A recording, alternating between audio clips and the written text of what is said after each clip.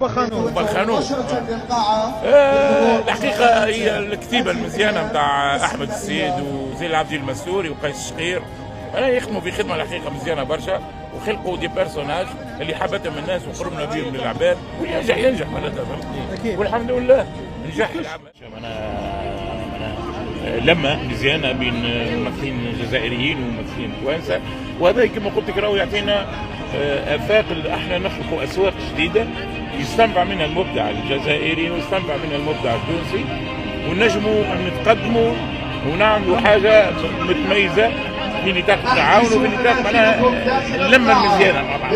حتى حد ما يعطيك فرصة، أي مبدع أنت اللي تخلق الفرصة لروحك، وأنت اللي تنجم تصنع، ورد بالك المنطق والله ما نجموش نوصلوا، ويلزم برشا علاقات ويلزم برشا نعرف شنو، كل واحد يتبارك.